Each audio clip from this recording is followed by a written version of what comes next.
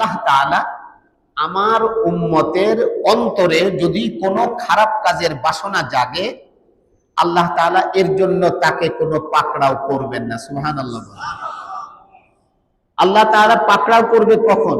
একজন ব্যক্তি মসজিদে আসলো, তার কিছু টাকা পড়ে পাওয়া দেখে সে এটা দেখলো যে কেউ নাই, আস্তে করে নিজের পকেটে করে ঢুকিয়ে নিল। ফেরেশতাকে আল্লাহ বলেন, ফেরেশতারা গুনাহ লেখার জন্য রেডি হয়ে যায়। আল্লাহ বলেন একটু থাম, লিখিস না, দেখি বান্দা ফিরে আসে কিনা। এরপরে বাসায় গেল, বাসায় গিয়ে বিবির সাথে আলোচনা করছে, আজকে তো এরকম এরকম মসজিদে টাকা পড়ে পাইয়া নিয়ে আসছে। বিবি বুদ্ধি দিল যে না, এটা তোমার নেওয়া ঠিক হবে না, এটা চরম গুনাহের কাজ। অথবা বিবি টিবি নাই, অনেকে আছেন ইয়াং মানুষ, আপনারা নিজের বিবি কি বললো, না এটা নেওয়া ঠিক হবে না, কেউ দেখে না, আল্লাহ তো দেখছেন। কি বলেন? এরকম মনের ভিতরে টানাপোড়েন হতে পারে কি পারে না? এর নাম হলো লাওয়ামা। নফস কয় প্রকার? 3 প্রকার। নফসুল লাওয়ামা সব থেকে নফসের আম্মারা সব থেকে জঘন্য, তারপরে লাওয়ামা, তারপরে মুতমাইন্না। এই লাওয়ামা টানাপোড়েনের মধ্যে লাস্ট সিদ্ধান্ত নিল, না আমি যেখান থেকে পেয়েছি সেখানেই আবার রেখে আসি। এই কথা ভেবে সে এসে রেখে আসলো, কোন গুনাহ তার আমলনামায় লেখা হবে না। সুবহানাল্লাহ। আর আপনারা যারা এখানে বসে আছেন আর ভাবছেন আজকে যা কিছু শুনবো সব আমল করতে চেষ্টা করব, যারা যারা এই নিয়ত করেছেন না? অনেকেই নিয়ত করেছেন, তো আমল করেন নাই। আল্লাহ আমল করলে যেই পরিমাণ নেকি হতো ওই পরিমাণ নেকি আপনার আমলনামায় আল্লাহ লিখে দিয়েছেন। এরপরে গিয়ে যখন আমল করবেন আবারও নেকি লিখে দিবেন। সুবহানাল্লাহ। তাহলে বোনাস নেকি পাইলাম না? আর একটা নেক কাজের বদলে আল্লাহ কয়টা লেখেন? মিনিমাম 10টা। একের বদলে মিনিমাম কত? 10। আর একটা গুনাহের বদলে আল্লাহ কয়টা গুনাহ লেখেন? তাহলে বুঝছেন কিনা? একটা মেয়ে দেখে খুব মনের ভিতরে তোলপাড় করতেছে, যুবক মানুষ, নিজেকে সামাল দিতে পারছেন না, এরকম মনে চায়, ওরকম মনে চায়, কিন্তু আপনি কিছুই করলেন না আল্লাহর ভয়ে।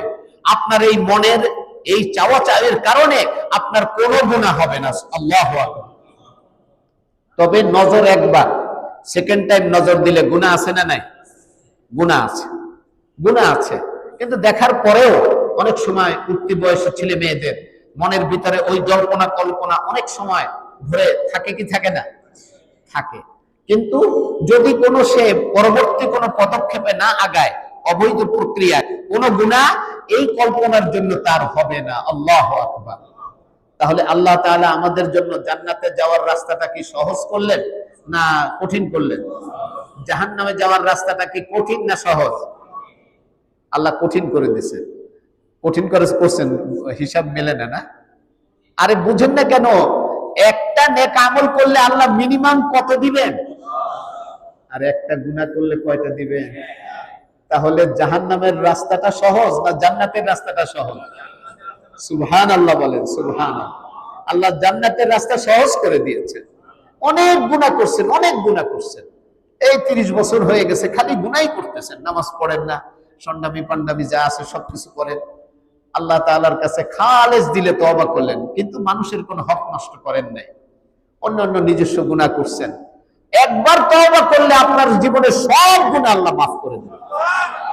বান্দার হক যদি তা না হয়ে থাকে, বান্দার হক যদি নষ্ট করে থাকেন, তাহলে আগে মাফ করতে হবে, মাফ চাইতে হবে কার কাছে? বান্দার কাছে। তার পাওনা তাকে দিয়ে তারপরে সে মাফ করলে আল্লাহ মাফ করবেন। তাহলে বান্দার হক কঠিন না আল্লাহর হক কঠিন?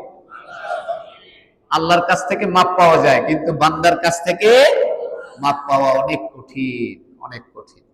আল্লাহ রাব্বুল আলামিন এর পরে বলছেন, ফাতামাফু ইন্নাহু আলিমুম বিযাতিস সুদূর আলা ইয়ালামু মান খালাক। আল্লাহ যে আমাদের অন্তরের কথা জানেন, আল্লাহ বলেন আলা ইয়ালামু, কেন জানবেন না তিনি?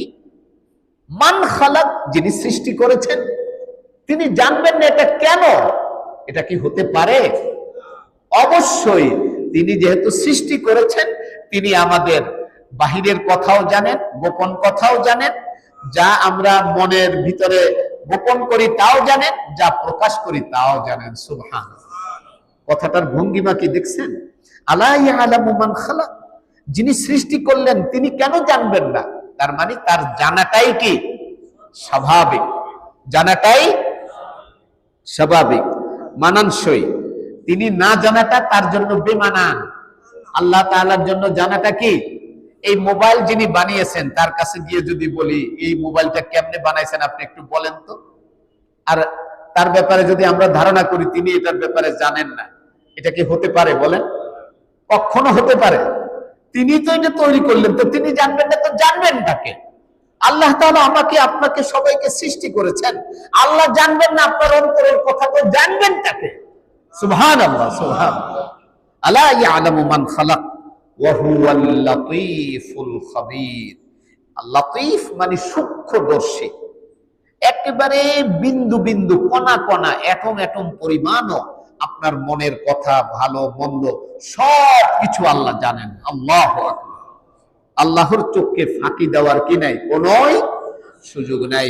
ওহুয়াল লাতীফ, তিনি সূক্ষ্মদর্শী। ওহুয়াল খাবীর, তিনি হচ্ছেন খবর রাখনেওয়ালা। তিনি কি? খবর রাখনেওয়ালা। খবর শব্দটা বাংলা না আরবি? আরবি। এতক্ষণেও বুঝে আসেনি? খবর শব্দটা কি? খবরের বাংলা কি? সংবাদ। বাংলা হলো ওহুয়াল লাতীফুল খাবীর। এরপরে আল্লাহ তাআলা বলছেন, আর সামনে যাচ্ছি না। তাহলে আজকে আমরা যে পর্যন্ত আলোচনা করলাম, এই আলোচনা থেকে আজকে আমরা কি কি শিখলাম? যদি একজন একজন করে একটু শেয়ার করেন, যুবকেরা বলতে পারেন প্রথম কি আলোচনা করছি?